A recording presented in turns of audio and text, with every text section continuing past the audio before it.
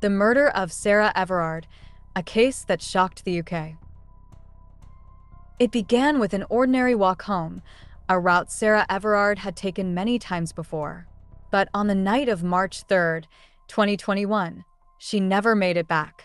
In the days that followed, her name became a rallying cry, her case a symbol of fear, injustice, and the urgent need for change. At first, it was a missing persons case. Sarah, a 33-year-old marketing executive, had disappeared after leaving a friend's house in Clapham, South London. CCTV footage captured her walking along the dimly lit streets, speaking briefly on the phone with her boyfriend before vanishing. Concern turned to alarm. Friends, family, and the police launched a desperate search, hoping for the best, but fearing the worst. Then came the unthinkable. A suspect was arrested, not a stranger lurking in the shadows, but a Metropolitan Police officer, Wayne Couzens. The revelation sent shockwaves through the country. How could a man entrusted with protecting the public be responsible for such a horrific crime? As the investigation unfolded, a chilling truth emerged.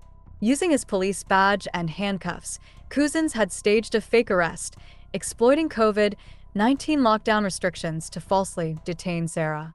Under the guise of enforcing the law, he forced her into his car, drove her over 80 miles away, and carried out an unspeakable act of violence. Her remains were found a week later in a wooded area in Kent. The autopsy confirmed the horror. She had been raped, strangled, and burned in an attempt to destroy evidence. The nation mourned, but outrage followed. This was not just a murder. It was a betrayal of trust. Women across the UK voiced their fears, their anger, their exhaustion at the constant threat they faced. Forensic evidence sealed Couzens' fate.